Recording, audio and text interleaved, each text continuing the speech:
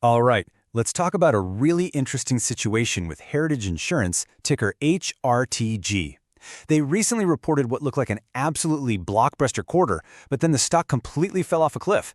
It's a classic Wall Street head-scratcher, and we're going to dig in and figure out what exactly happened. So, get this. This is the heart of the mystery right here. On one side, you have Heritage reporting earnings that just crushed what analysts were expecting by over 55%. I mean, that's the kind of news you dream of, right? But then, on the other side, the stock price gets hammered, dropping over 12% the very next day.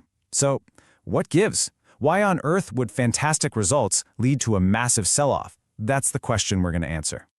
Okay, so to get to the bottom of this, we've got to start with the facts. Let's dive into the official headline numbers. This is the raw data that hit the wire and flashed across every investor's screen. And this is right where the plot starts to thicken. Your eyes immediately go to the bottom line, right? The GAAP earnings per share. They posted a profit of $1.55. That absolutely crushed the consensus estimate of around 99 cents. A huge, huge beat. But, and this is a big but, you glance up at that top line, the revenue. At $208 million, it actually came in a little light. It missed expectations. Now, it's not a giant miss, but believe me, it is a critical piece of the puzzle. Wow. I mean, look at this chart. It really just hammers home how big this earnings beat was. Wall Street was expecting one thing, and the company delivered something so much better. And that's what makes the stock's reaction so bizarre. You see a chart like this, you expect the stock to soar, not sink into the ground. It just doesn't add up. At first. So, with numbers like that, you'd think management would be out there taking a victory lap. And on their earnings call, that's pretty much what they did. They came out with a very confident story, basically saying, hey, this wasn't a fluke. This was the plan all along.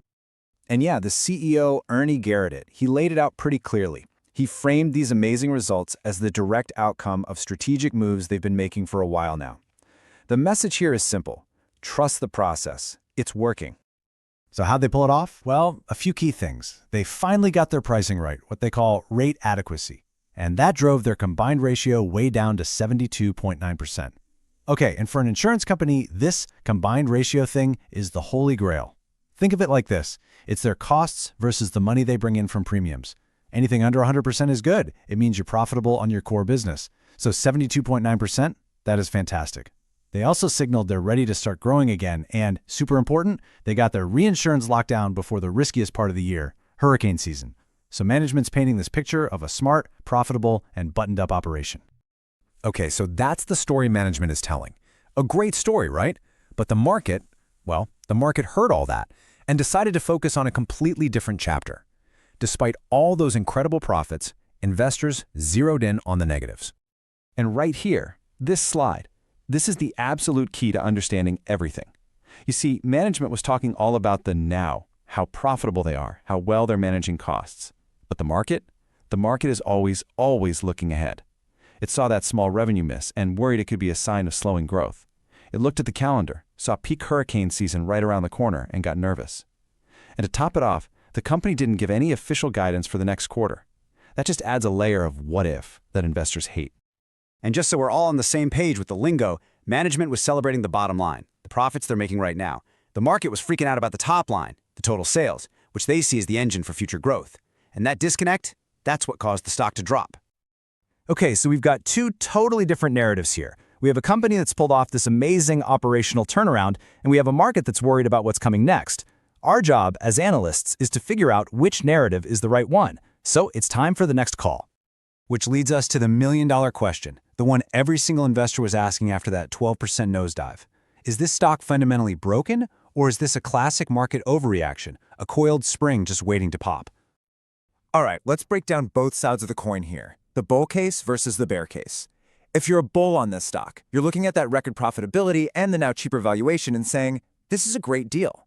But if you're a bear, you're saying, not so fast. You're pointing to that revenue miss as a red flag. You're worried about hurricanes, and you're saying the stock just got way ahead of itself after running up so much. And you know what? That last point from the bears, it's a big one. You have to look at the context. I mean, check this out. In the 6 months leading up to this report, the stock had more than doubled. When a stock has run up that much, expectations are through the roof. The slightest hiccup, like that tiny revenue miss, is all the excuse people need to hit sell and lock in those huge gains. So after weighing all of that, for the next call, we are rating Heritage an outperform. Here's why.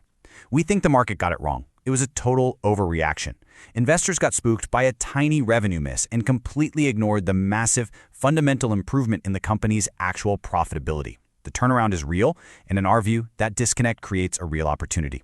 The big question now is whether next quarter's results will finally make the rest of the market see what we see. So there you have it. That's our take on the whole Heritage paradox. And of course, a quick reminder, this is not financial advice.